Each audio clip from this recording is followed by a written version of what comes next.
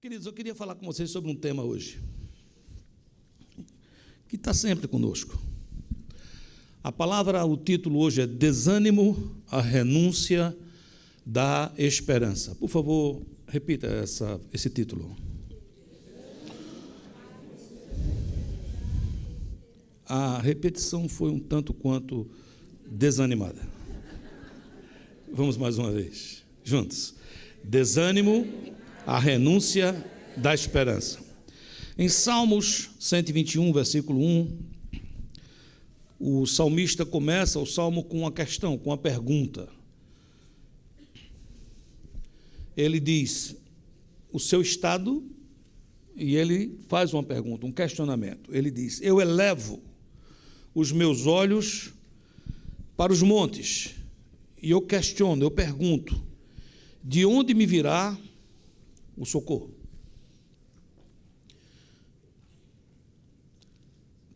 Quando o salmista faz essa declaração, em seguida ele continua dizendo que o seu socorro vem do Senhor que fez os céus e a terra. O que é que de fato estava passando? Isso se chama uma batalha emocional, é uma luta emocional. O salmista já sabia que o socorro dele vinha do Senhor, mas ele passava por um local onde ele se sentia sitiado de montes. Quantas vezes na vida nós nos sentimos rodeados de montes de problemas, montes de lutas, montanhas intransponíveis, e mesmo sabendo que Deus é por você, mesmo sabendo que o seu socorro vem do Senhor, há um momento, um lampejo, em que a gente pergunta: de onde me virá o socorro? De onde me virá o socorro? Quem é que vai me socorrer?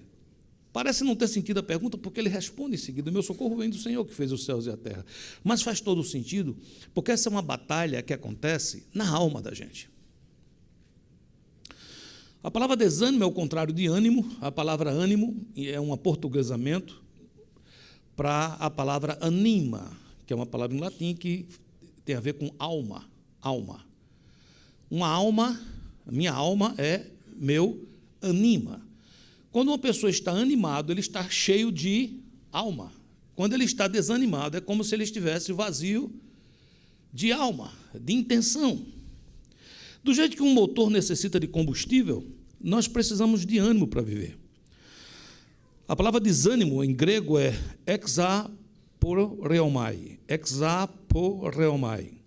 Isso quer dizer estar totalmente perplexo, estar completamente destituído de medidas ou recursos, estar em desespero, renunciar toda esperança. Por isso eu disse que desânimo é a renúncia da esperança. E você diz: e qual a importância disso? A importância é que você não pode viver sem esperança.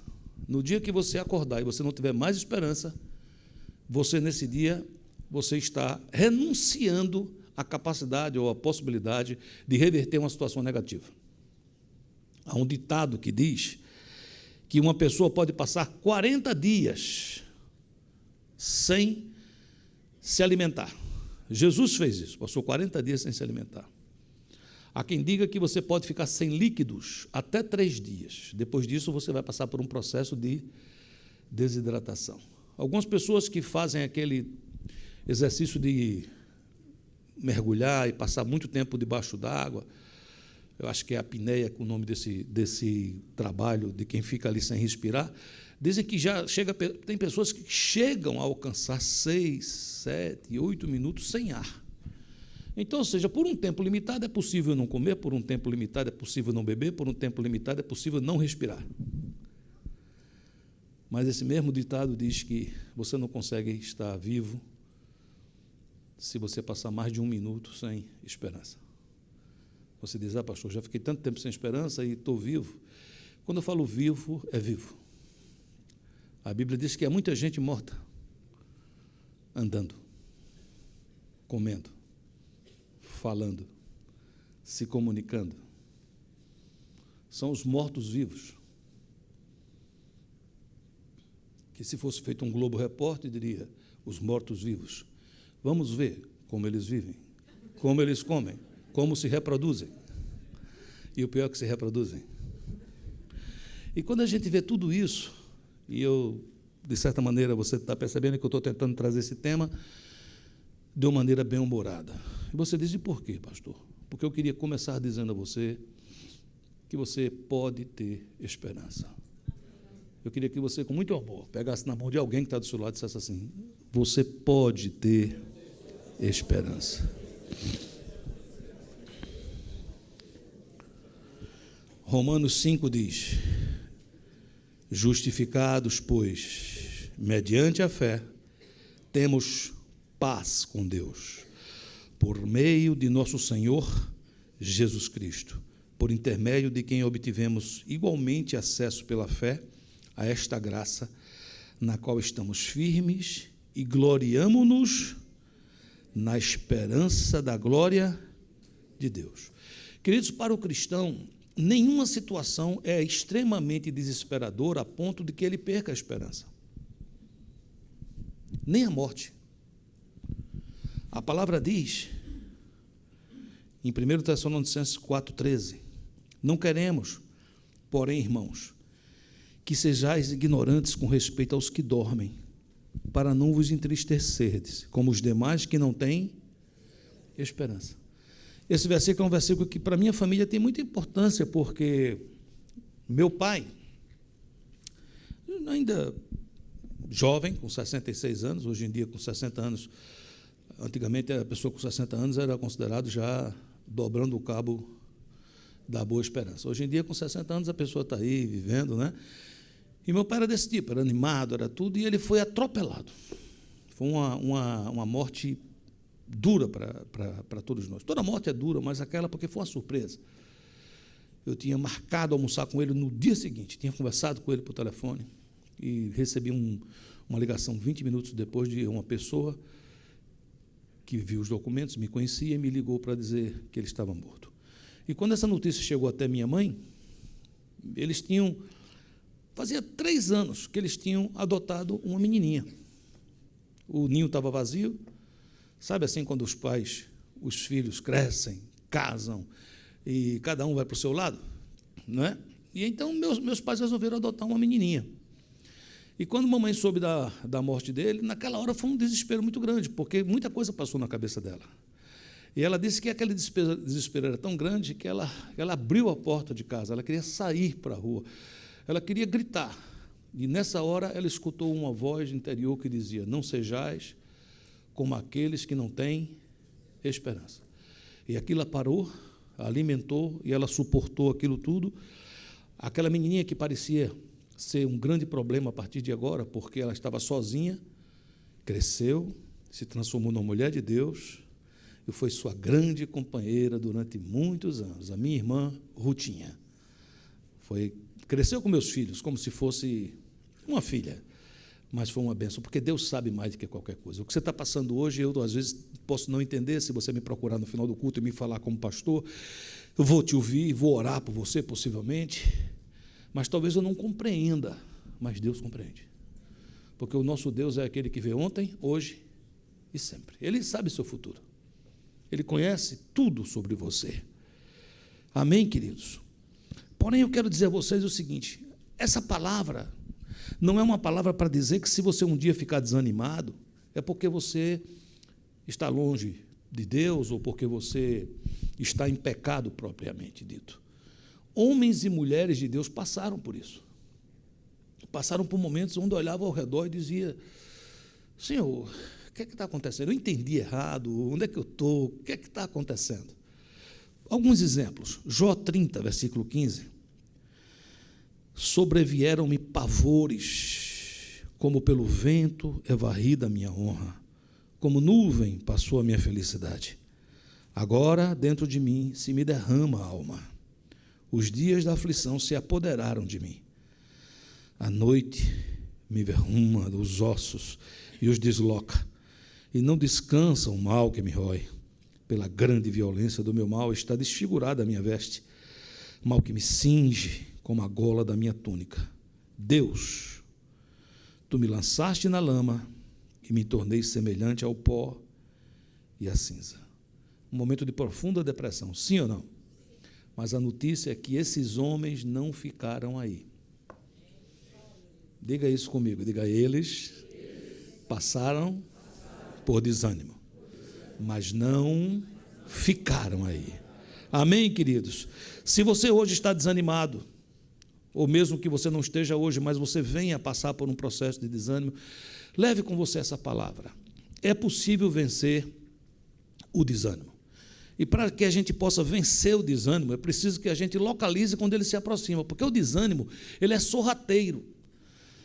Você não fica desanimado sempre, de uma hora para outra. Pode acontecer que você receba uma má notícia e naquele momento o seu semblante descaia, como diz a Bíblia, você venha desanimar. Mas, na maioria das vezes, o desânimo ele é sorrateiro, ele vai lhe rodeando, ele vai lhe dizendo, está vendo, está dando errado. Ele vai chegando ao seu redor e ele vai dizendo, está vendo como você está sozinho? Você coloca uma foto que você disse tanta coisa bonita naquela foto e os likes não chegam. Então, sabe, queridos, eu quero que nós entendamos que muitas vezes a gente não entende os sintomas. Uma enfermidade é melhor combatida se você sabe os sintomas. Algumas enfermidades são difíceis de ser combatidas, porque elas não têm sintomas. Quando uma enfermidade tem febre, dor, você vai ao médico e lá o médico faz exames e ele encontra aquela enfermidade. Agora, quando é uma enfermidade que você não sente nada, não sente nada, não sente nada, e de repente ela se apodera de você, essa é uma enfermidade sem sintomas. O desânimo tem sintomas. E eu quero conversar com você sobre eles primeiro. Estamos juntos? Primeiro sintoma é o seguinte: nós não sentimos Deus. Você vem à igreja, você vai ao GE, você participa de eventos, você escuta louvor, você ouve uma mensagem, mas por algum motivo você não está sentindo Deus. Olha Jó 30, 20. Clamo a ti e não me respondes. Estou em pé, mas apenas olhas para mim. Salmo 28, 1. A ti clamo, ó Senhor, rocha minha. Não sejas surdo para comigo, para que não suceda, se te calares acerca de mim, seja eu semelhante aos que descem a cova. Eu estou trazendo para você histórias de homens de Deus. Aqui é Jó, aqui é Davi. São homens que estão dizendo assim: estou olhando para você, mas você não olha para mim. Eu falo, e eu acho que você está se fazendo de surdo. É aquele sintoma de que você diz, chega ao ponto de duvidar da existência de Deus. Será que Ele existe? Você se tranca no seu quarto e você ora, e depois você diz, será que eu estou falando para esta parede? E para você entender os sintomas, você tem que ter coragem de abrir esse coração, de falar essas coisas, que às vezes, no nosso respeito para com o Senhor, e é para ter respeito mesmo, mas às vezes a gente não diz certos sentimentos, com receio de piorar mais ainda as coisas. O segundo sintoma, nós começamos a dar ouvidos a vozes desanimadoras. Quando uma pessoa tem uma voz animadora do seu lado, uma pessoa chega com ânimo, ela tem uma potência. Quando uma pessoa chega com uma voz desanimadora, ela tem uma potência maior. Você entende ou não? Muitas pessoas me disseram, quando passavam por um desânimo muito grande, é o seguinte: pastor, a frase que as pessoas me diziam, que eu sabia que ela estava certa, mas que me dava até raiva, era o seguinte: isso vai passar. A pessoa disse, eu tenho vontade de olhar e dizer assim, hello? Só sabe dizer isso, uma frase feita, não é? Veja que isso era uma frase animadora, sim ou não? Chegava alguém perto e dizia assim, olha, eu não quero te assustar, mas esse teu problema, ele pode piorar. E aquilo parece que fazia um efeito muito mais intenso do que o outro. Salmo 42, 5, olha o que o salmista diz: porque estás abatida, ó minha alma? Porque te perturbas dentro de mim. O salmista está dizendo o seguinte: existe uma perturbação na minha alma. Eu vou dormir, acordo de madrugada perturbado. Eu estou dirigindo meu carro, começo a sentir uma perturbação. Por que estás abatida, ô minha alma? Por que te perturbas dentro de mim? É porque ele estava escutando uma voz. E você diz: de quem era a voz, pastor? Olha de quem era a voz. Versículo 3: as minhas lágrimas têm sido o meu alimento, dia e noite, enquanto me dizem continuamente: o teu Deus onde está? Ou seja, existe uma voz interior, a sua própria lágrima, a sua dor, uma decepção, uma frustração, estava do seu lado, fustigando a sua alma, e dizendo a ele: de que adiantou? De que adianta? Cadê teu Deus? Onde está teu Deus? De que adiantou ir para a igreja? De que adiantou isso? De que adiantou aquilo? Quando nós damos ouvido a essas vozes, nós entramos em desânimo. E o próximo passo é tentar fugir, é tentar uma fuga emocional. Salmos 11 diz: no Senhor me refugio, como dizeis, pois, ó minha alma, foge como pássaro para o teu monte. E você diz: que fuga seria essa da alma, pastor? Ó, querido, são fugas muitas vezes medicamentosas, são fugas de natureza de medicina, ou de drogas, ou às vezes de álcool, ou às vezes tentativa de ter amores, uma luta, uma fuga. Eu preciso encontrar ânimo em algum lugar e não encontra, e piora mais ainda a situação. E olha o que é que ele diz: por que eu não quero fugir? Versículo 2: porque eis aí os ímpios armam o arco, ou seja, me desanimo, quero fugir, tento fugir, e aí os ímpios armam os arcos. Dispõe a sua flecha na corda, para as ocultas dispararem contra os retos de coração. Ora, destruídos os fundamentos, que poderá fazer o justo? Olha que pergunta, gente. Ora, destruídos os fundamentos, que poderá fazer o justo? Eu estou desanimado. Escuto as minhas lágrimas, a minha dor, o meu lamento. Recebo proposta de fuga. Fuga. Quero fugir. E eu sou levado nessa fuga para o local onde os ímpios armam os seus arcos. E nesse local os fundamentos são quebrados. Quando os fundamentos são destruídos, o que é que o justo pode fazer? Você tinha um fundamento: eu não vou adulterar. Você tinha um fundamento: eu não vou praticar sexo ilícito. Você tinha um fundamento: eu não vou me drogar.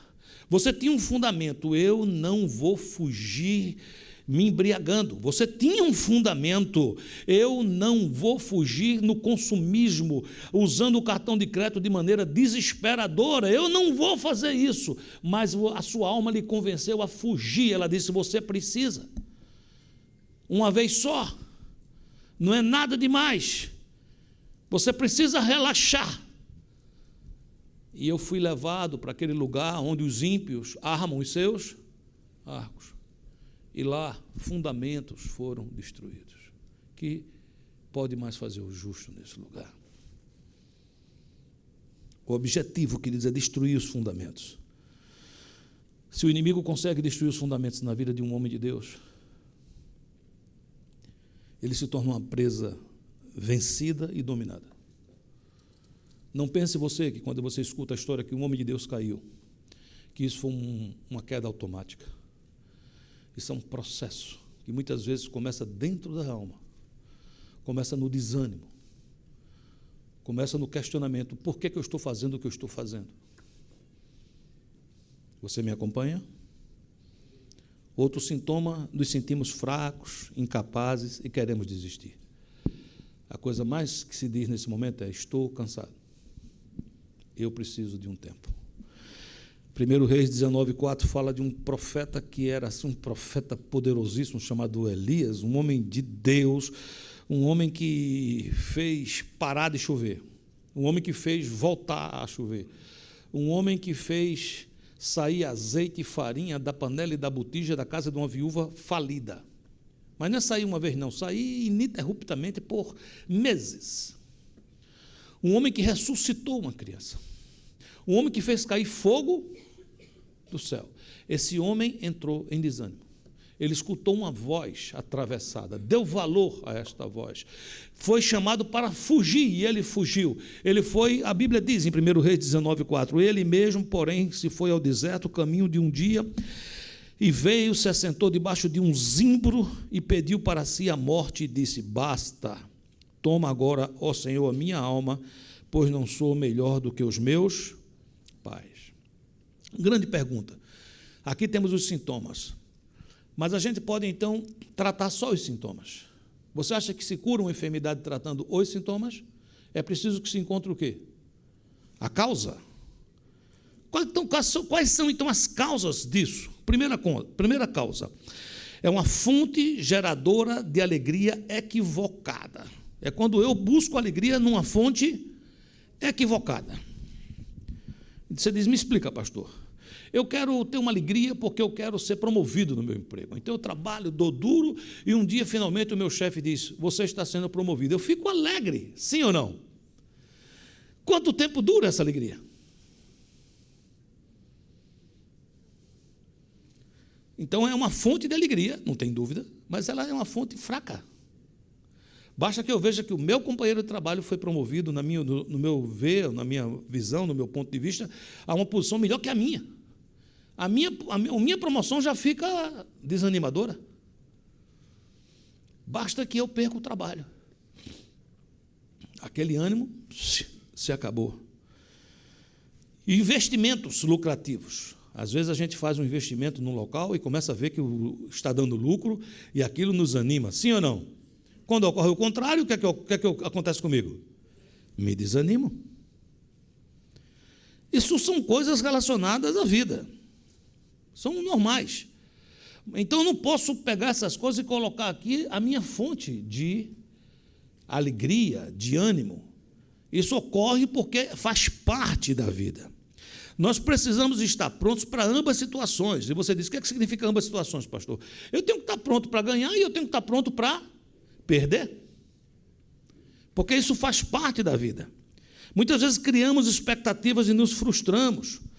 Quantas vezes eu não atendi pessoas aqui nessa igreja, frustradas, dizendo que tinham feito tal coisa porque Deus havia falado. Quantas pessoas não chegaram para mim e disseram, pastor, eu estou aqui embaixo de uma palavra que Deus falou comigo. Você fala, eu só acredito que Deus fala, eu acredito. Eu, particularmente, uma das coisas que faz eu estar aqui hoje é uma palavra profética que eu recebi de Deus, dizendo que ia me mover, ia cuidar de mim, ia me colocar sobre nações. E eu escutei isso mais ou menos em 1996. Você diz, você acreditou, pastor? Eu acreditei tanto que eu pedi a Deus que Ele confirmasse.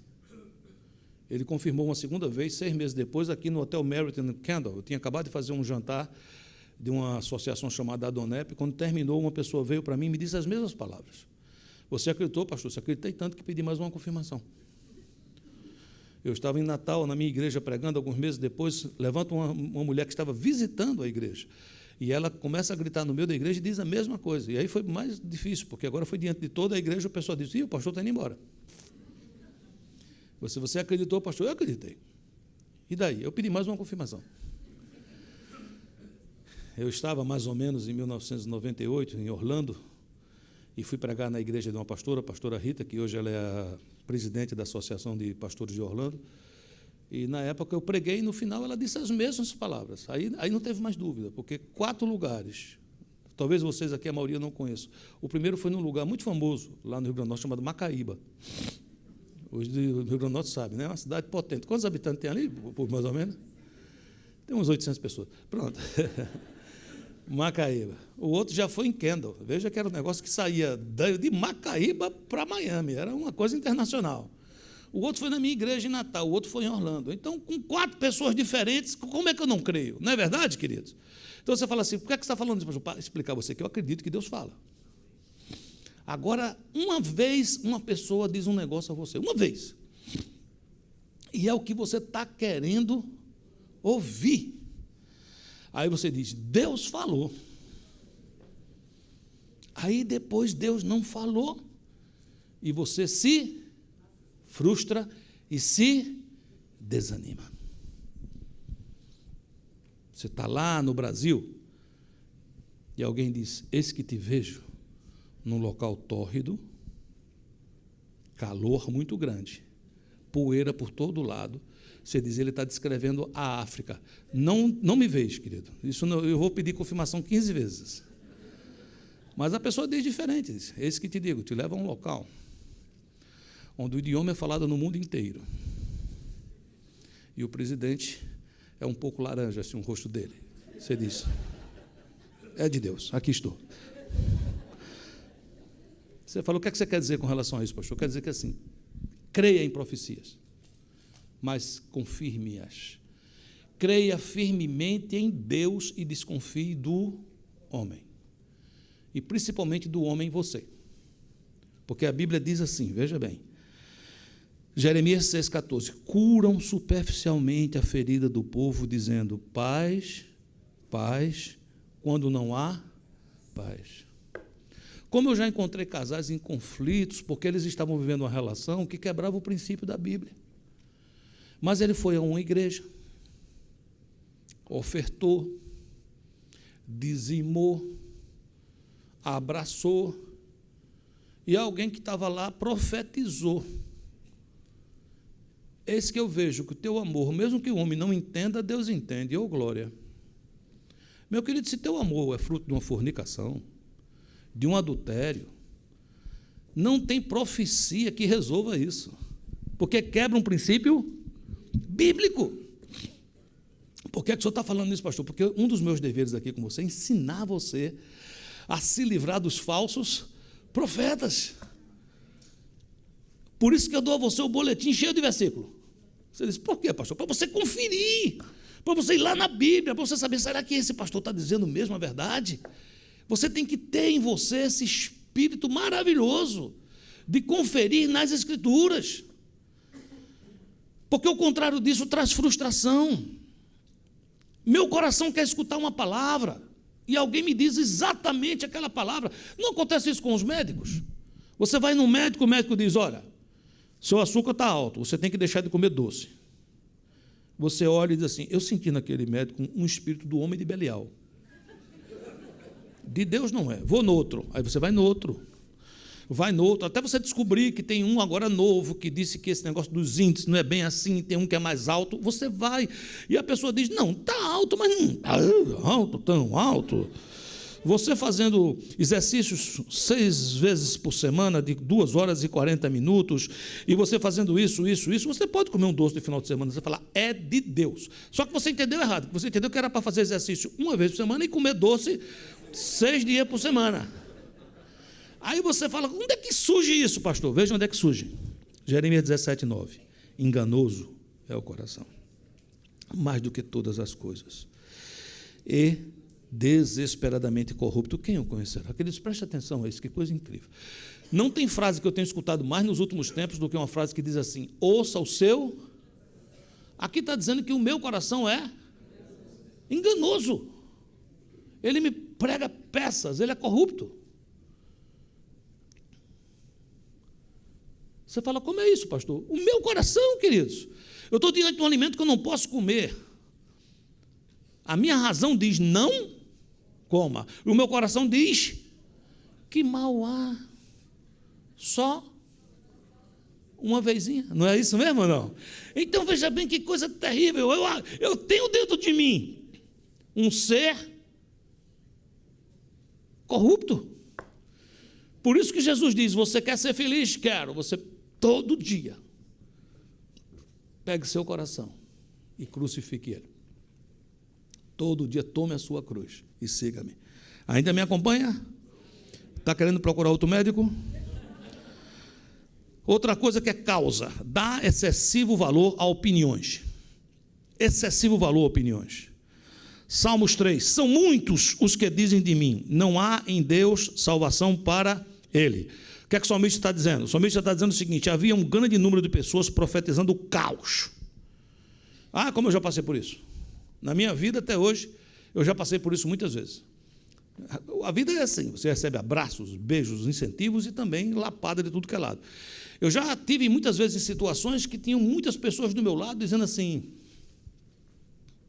não tem mais jeito, acabou, terminou, está destruindo, a decadência bateu na porta.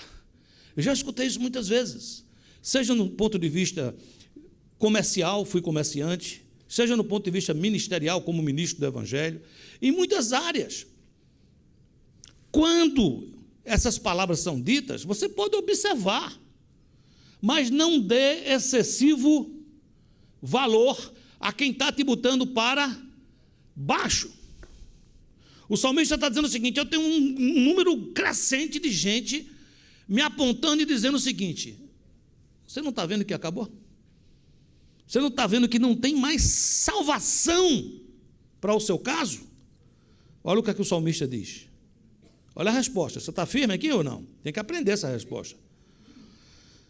Porém, tu, Senhor, és o meu escudo, és a minha glória e o que exaltas a minha cabeça. Com a minha voz clamo ao Senhor e Ele do seu santo monte me responde. Deito-me e pego no sono, acordo, porque o Senhor me sustenta. Você entende isso ou não? Um montão de gente falando para ele, você acabou teu reino, Davi. Não tem mais para onde você ir. O que você fez não tem perdão. Você está cercado, você está sitiado, está todo mundo te deixando. Olha, que tristeza, que fim horroroso. Porém eu digo, tu, Senhor, és o meu escudo. Tu és a minha glória, a minha força, o meu poder, o meu baluarte. E isso tudo faz com que eu chegue na minha cama rodeado de problemas. Eu chegue na minha cama, deito a minha cabeça no travesseiro e eu durma. E escuta mais, eu acordo. Não morri. Acordo de manhã e digo, uau, mais um dia, glória a Deus, vamos agora de novo. E vai ter uma multidão de gente desanimando. E você vai dizer o quê? Eu digo, diga, eu digo. Tu, Senhor, és o meu escudo, és a minha força, és o meu baluarte, é aquele que levanta a minha cabeça. Amém, queridos? Anima teu irmão que está do teu lado. Diz a ele, não fica escutando tanta voz negativa. Aprende a responder essas vozes. Amém, queridos? Outra causa, frustração por ter confiado em planos humanos. Jeremias 17,5 diz, assim diz o Senhor, maldito o homem que confia no homem, faz da carne mortal o seu braço e aparta o seu coração do Senhor. Como é ruim quando a gente confia no braço, quando a gente confia num homem e a gente coloca a confiança nesse homem, esquece de consultar a Deus. Claro que quando isso dá errado, o desânimo é grande. Quando eu cheguei aqui em Miami, há muitos anos atrás, eu escutei uma frase aqui, que era a tônica da cidade. Ele dizia, você chega para alguém que mora aqui, você traz dinheiro do seu país, e a pessoa diz para você, vamos colocar uma sociedade? Você diz, que interessante. Como seria? Você tem dinheiro, você diz, tenho. Então você entra com o dinheiro e eu entro com a experiência. No final, quando o negócio se acabar, eu fico com o teu dinheiro e tu fica com a experiência.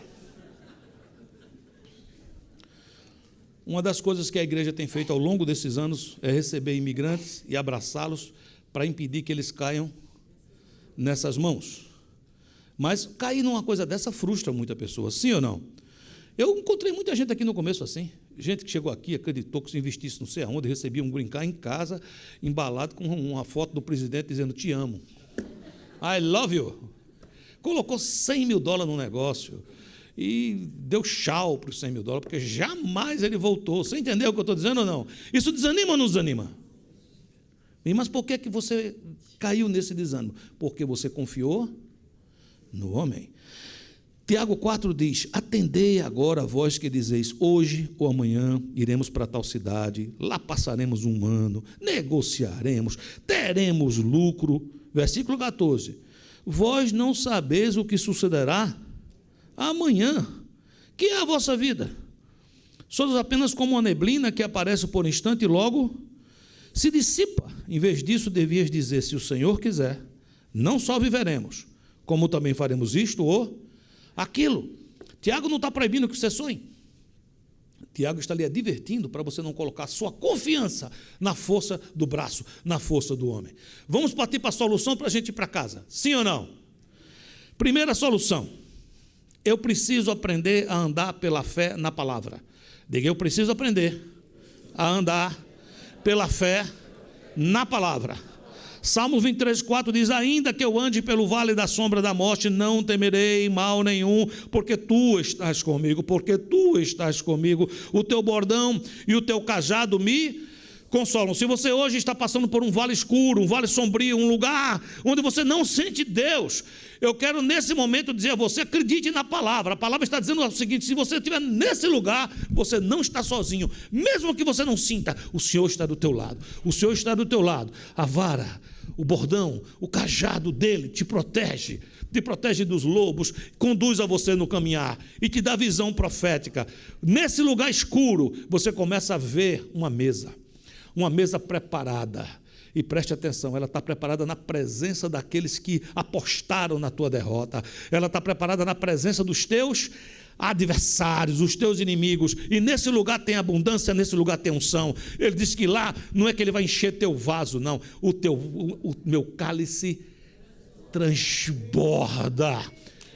Ele unge a minha cabeça com óleo e me dá certeza que eu viverei com ele para sempre. Amém, queridos?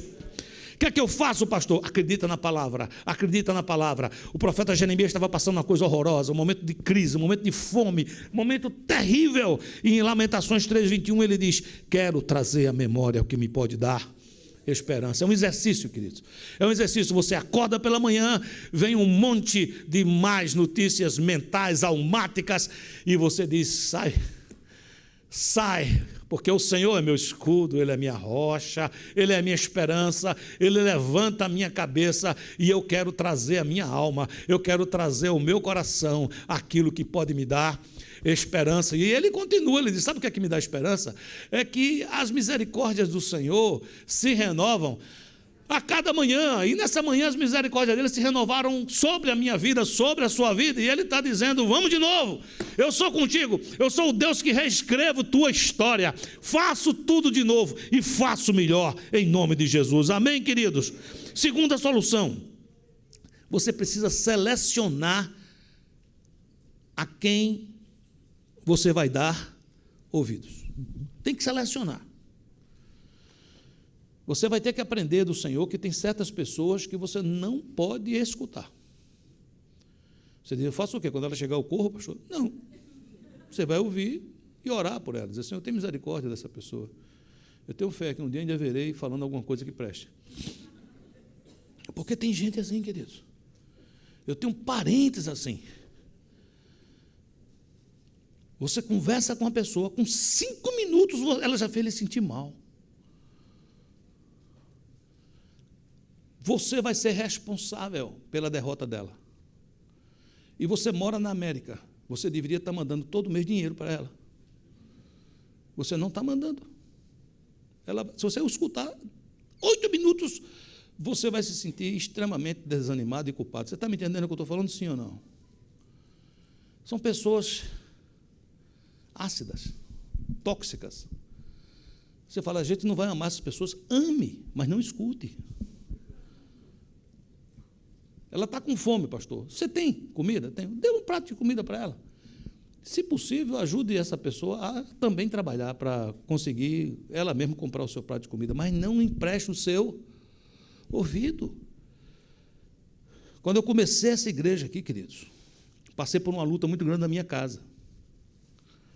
O meu filho mais novo, que hoje é um homem de Deus, mora na Califórnia, casado, uma bênção. Mas quando ele era adolescente, ele entrou por um local muito escuro. Ele começou a mexer com drogas.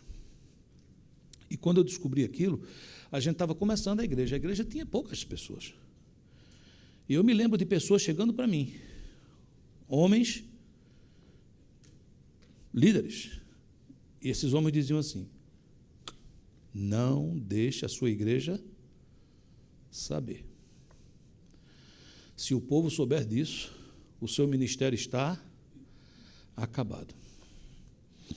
Eu orei, fui para a Bíblia, e a Bíblia diz exatamente o contrário. Ela diz: confessai as vossas culpas uns aos outros, para que oreis e sejais curados.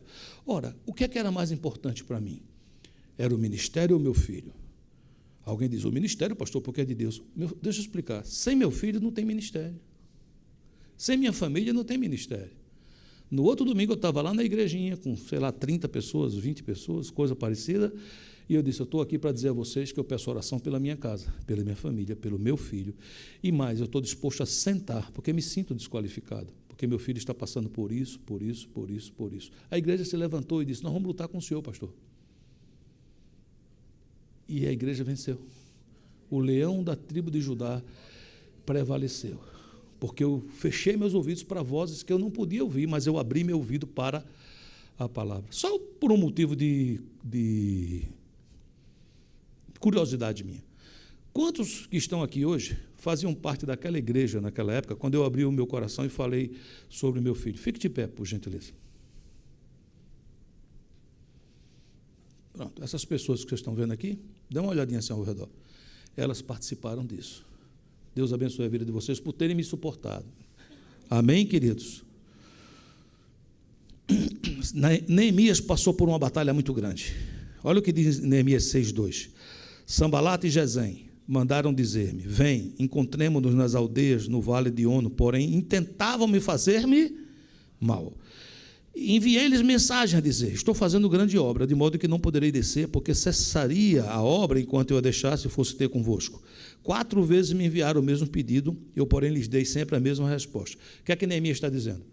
Neemias estava envolvido numa grande obra, e tinha 2 caras que tentavam desanimá-lo, e mandavam recados: venha, queremos conversar com você, queremos ter uma conversa com você. E ele respondia o quê? Não vou, porque eu estou fazendo uma grande obra. Quantas vezes eles tentaram?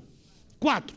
Foi que Neemias fez essas 4 vezes? Deu a mesma resposta. Então você vai sair daqui hoje e você vai dizer assim: Senhor, eu quero ter cuidado com quem eu dou meu ouvido. Queridos, tem muita gente, às vezes, se fazendo de cristão, que procura você para fazer maledicência, para falar mal de outros. Eu quero que você lembre disso no fundo do seu coração. Se uma pessoa lhe procurar para falar mal de outra pessoa, essa pessoa é capaz também de procurar outra pessoa e falar mal de você. Você precisa entender isso. Quando uma pessoa chega para mim e diz: pastor, o senhor não sabe. Eu disse: o que foi, querido? Olha, eu não te conto. Então não conte, não. Não, mas é preciso contar. Então conte. Se decida, vai contar ou não vai contar, né? Não, é porque fulano de tal, olha, eu estava em tal lugar e falou muito mal do senhor. Eu me pergunto assim: essa pessoa que está comigo é meu irmão, é meu amigo. Alguém estava lá e ele estava lá e a pessoa falou mal e ele está me avisando, com o intuito de que eu procure a pessoa e resolva. Deixa eu explicar para você, se fosse o contrário. Vamos supor que eu estou num lugar e alguém me fala muito mal do Marcos, ou do André, ou de qualquer pessoa, do Ed Walter. Estou num lugar que a pessoa fala muito mal. Querido, eu não vou dar o recado para eles, não. Você diz: por quê? Porque eu resolvo lá. Eu os conheço, sei quem são, e vou dizer à pessoa: por que você está falando mal do meu amigo? Não, porque você não soube nada. O que você está fazendo é uma coisa chamada maledicência. Você está me dizendo o seguinte: que eu devo fechar meus ouvidos para a sua voz. Eu não quero te ouvir. Você fala: por que você está insistindo nesse ponto, pastor? Porque é muito importante escolher os seus conselheiros.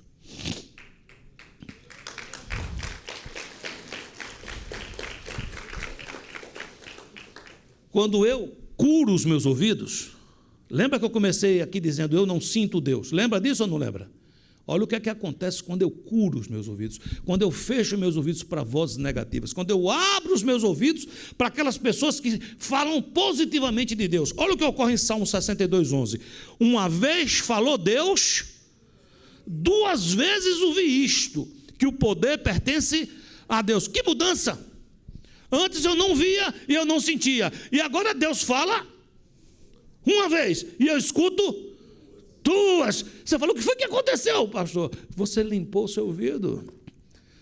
estava congestionado de vozes negativas, de pessoas tóxicas. Você falou, o que é que eu faço com essa pessoa? A gente toca fogo nelas. Não, queridos, essa pessoa precisa se converter. É para você orar por ela. É para você amar a vida dela. Mas não é para você entregar a sua vida para ser pastoreada por elas. Você entende sim ou não? Último ponto, para você sair daqui animado. Está pronto? Diga assim, eu quero aprender a me gloriar nas minhas fraquezas. Olhe para mim que eu vou explicar isso. Eu já vi muita gente se gloriando nas suas fortalezas. Nunca, já viu alguém falando isso ou não? Né? Eu já vi. O cara diz assim, eu dirijo bem. Olha, ficou assim, Ayrton Senna e eu, ele passou, mas o meu lugar era meu. Era eu que ia ser aquele piloto lá. Tem gente que fala das coisas, das suas proezas. Toco o violão bem, faço isso bem, faço aquilo bem, se gloriando nas suas grandezas ou fortalezas. A Bíblia diz que não é para fazer isso. Isso é vaidade, isso é outra coisa. Aqui o que ele está ensinando você a fazer é uma coisa diferente. É para você se gloriar nas suas fraquezas. Você diz, como é que é isso? Vamos aprender. 2 Coríntios 12, 9. Então ele me disse, a minha graça te basta, porque o poder se aperfeiçoa aonde? Na fraqueza. De boa vontade, pois, mais me gloriarei nas fraquezas, para que sobre mim repouse o poder de Cristo. Você escuta alguém dizer, ou desde que você nasceu, seu pai, sua mãe dizia, você é muito fraco nessa área, você é muito fraco. Levante suas mãos e diga glória a Deus, porque se eu sou fraco, o Senhor vai entrar nessa área e Ele vai fazer proezas e eu vou saber, foi Ele que fez.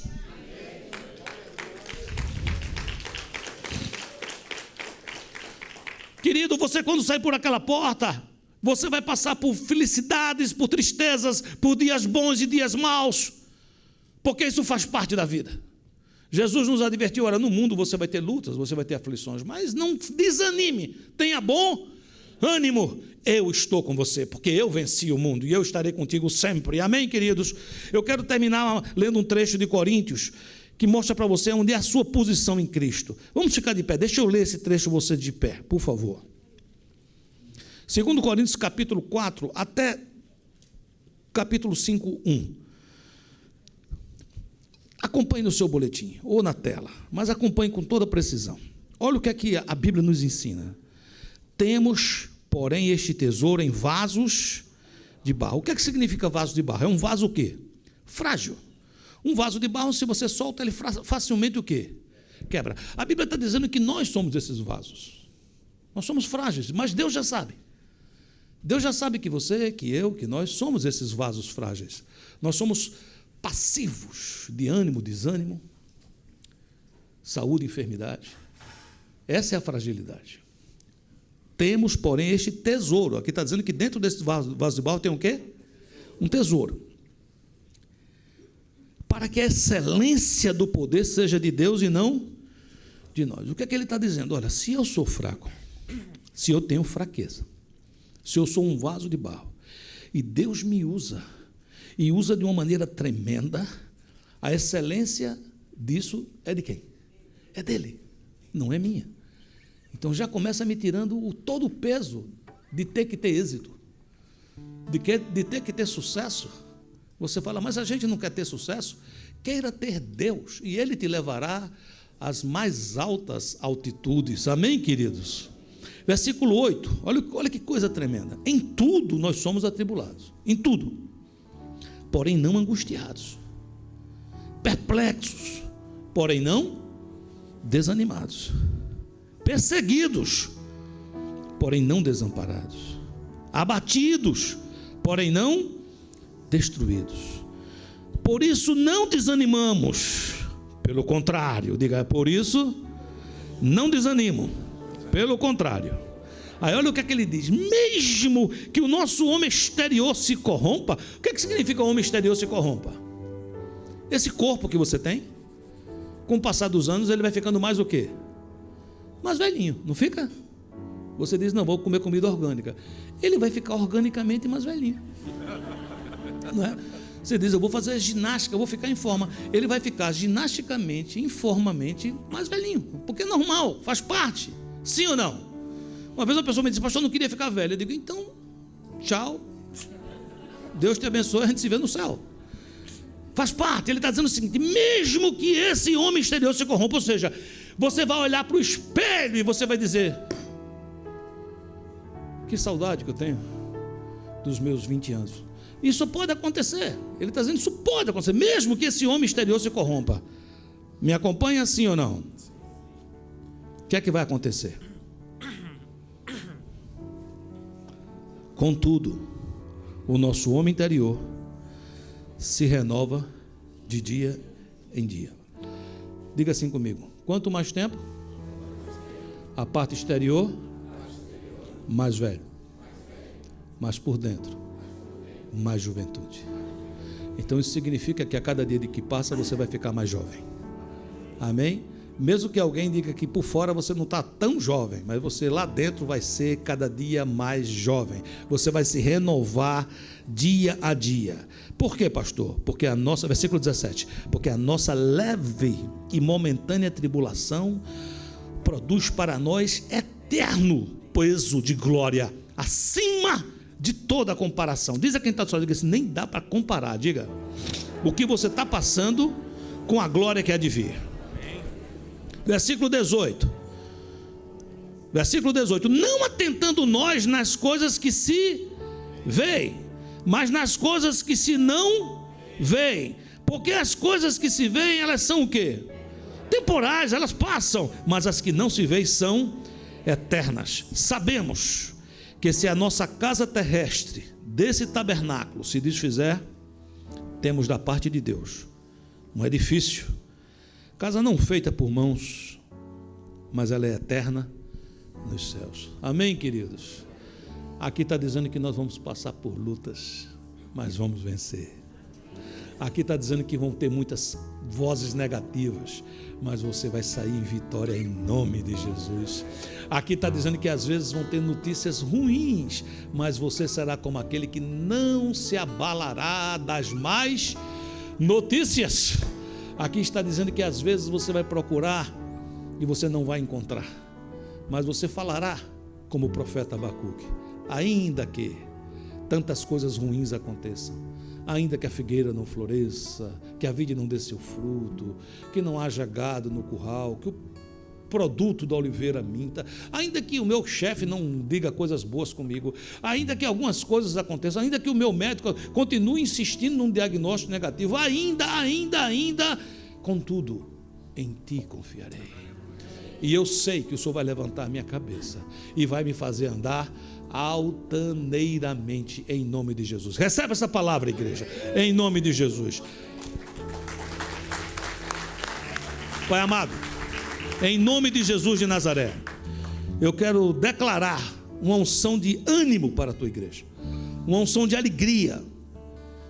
Gente que não seguia por vista, gente que não seguia pelo que se vê, gente que não seguia pelas histórias que se contam, mas gente que se levanta e caminha em vitória, porque sente a tua presença e confia na tua palavra. Gente que sabe que tu não és homem para que minta, nem filho do homem para que volte atrás. Pelo contrário, o Senhor vela pela tua palavra para cumpri-la. E eu quero pedir nesse momento que o Senhor renove no coração de cada um que está aqui o ânimo, Senhor, o ânimo.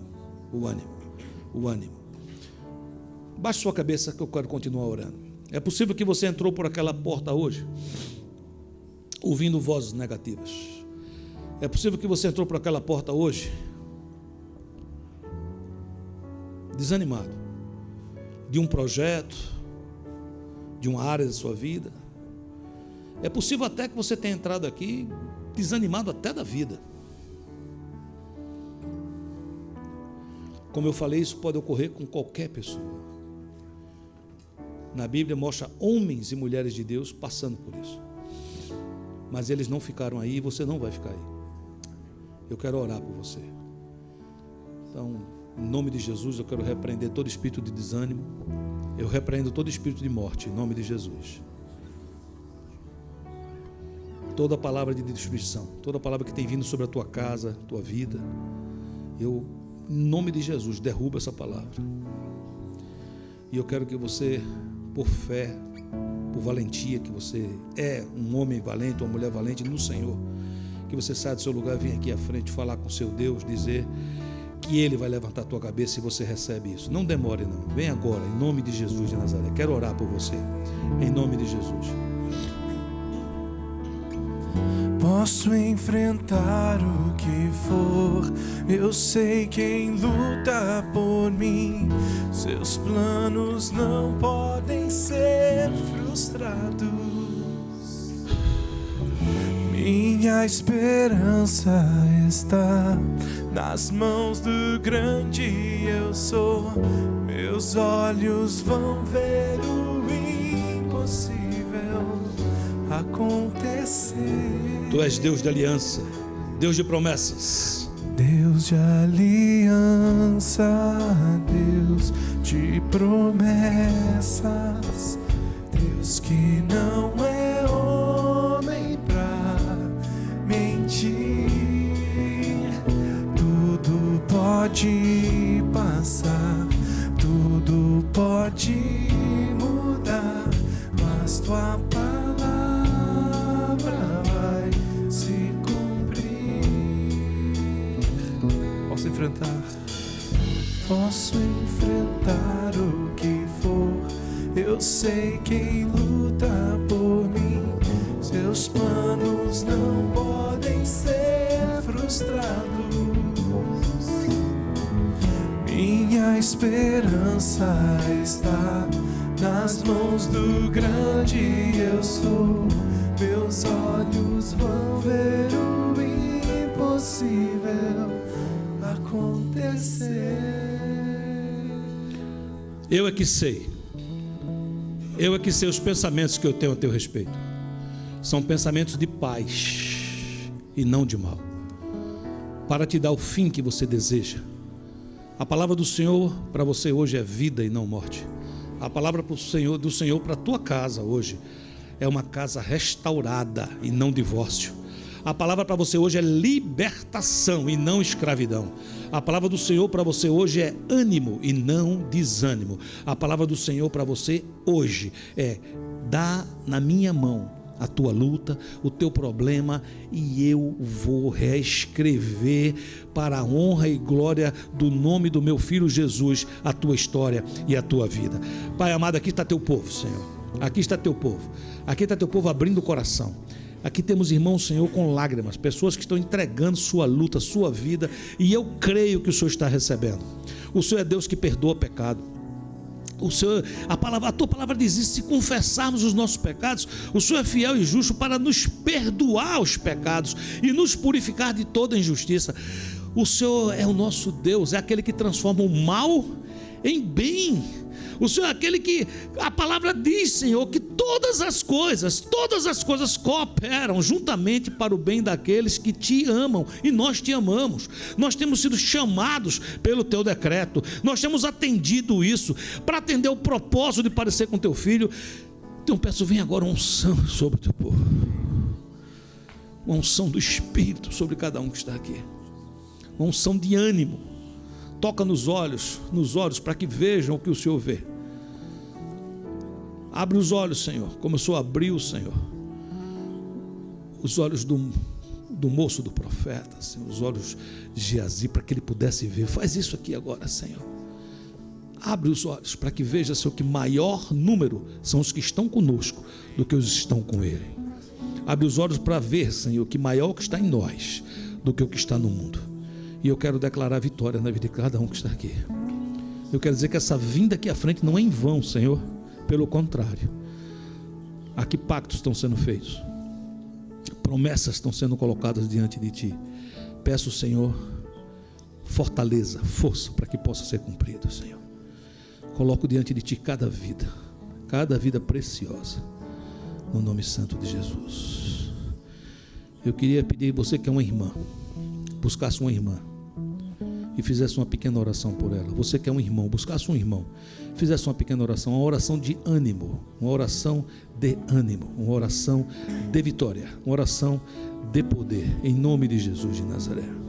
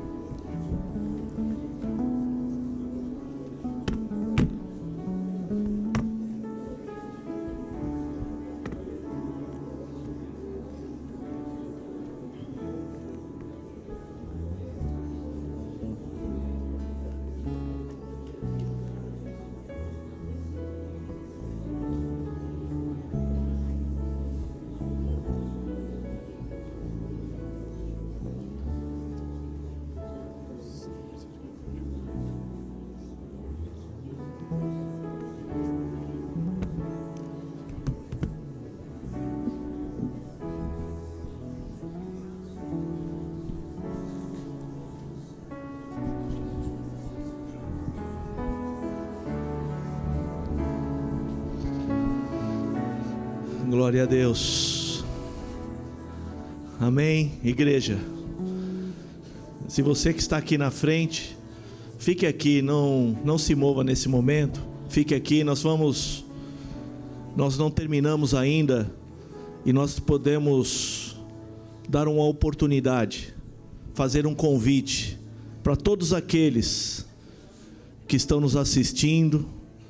Fique aqui, não se mova nesse momento. Pedir à igreja que orasse, estivesse intercedendo nesse momento, porque pessoas que estão nos assistindo, talvez pessoas que estão aqui, nós queremos hoje dar uma oportunidade, fazer um convite para você hoje fazer uma aliança, um pacto com o Senhor. O nosso Jesus, Ele é um Deus de pacto, é um Deus de aliança.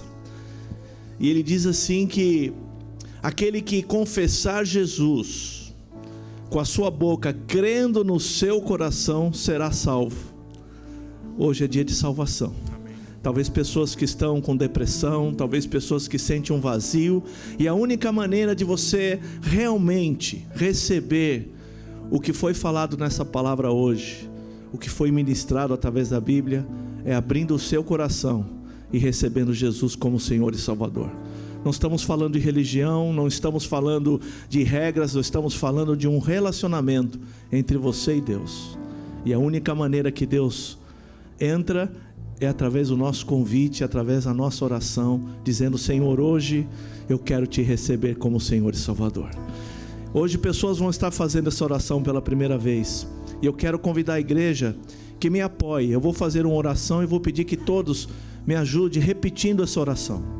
Você que vai fazer essa oração pela primeira vez, faça de todo o teu coração e receba Jesus. Amém? Feche seus olhos, baixe sua cabeça e repita comigo: Senhor Jesus, hoje, diante da tua igreja, eu confesso, te recebo como único Senhor e suficiente Salvador. Perdoa os meus pecados, escreve o meu nome no livro da vida, onde jamais ninguém poderá apagar. Muito obrigado por me receber como teu filho, tua filha. E hoje eu declaro que pertenço à tua família. Recebo as tuas bênçãos sobre a minha vida. Muito obrigado. Eu te amo. Em nome de Jesus. Amém, igreja. Glória a Deus. Eu quero fazer mais uma oração, porque eu quero selar esse momento, eu quero confirmar esse momento na sua vida. E eu quero dar a oportunidade, se você que está aqui fez essa oração hoje, entregando a sua vida, faz um sinal, onde você está, levanta uma das suas mãos. Se tem alguém que fez essa oração hoje, entregando a sua vida, Não tenha vergonha, pode levantar a mão, eu quero orar por você. Tem alguém? Glória a Deus por você. Chega aqui, vem aqui perto, pode vir. Se tem mais alguém aí do teu lado, ajude essas pessoas a dar o primeiro passo, em nome de Jesus, porque hoje é dia de bênção, hoje é dia de vitória. Se tem mais alguém, pode vir aqui. Deus, passo de fé. Se você está do lado de uma pessoa que levantou a mão, ajude essa pessoa a dar os primeiros passos, em nome de Jesus. A vocês que estão nos assistindo também, queria pedir que toda a igreja levantasse as mãos agora. Qual o seu nome? Josino. Bem-vindo. Senhor, em nome de Jesus, eu quero agradecer por essa vida, Pai, por aqueles que estão hoje entregando, fazendo essa aliança. Oh meu Deus, como é maravilhoso, porque a Tua palavra diz que hoje existe festa nos céus. Hoje existe uma festa pela vida do Josino, por essa vida também, Pai. Obrigado, Pai. Quero declarar hoje que os céus se abrem e as Tuas bênçãos espirituais, físicas e emocionais, e hoje eles pertencem à Tua família, recebem o selo, a unção do Espírito Santo sobre essa vida.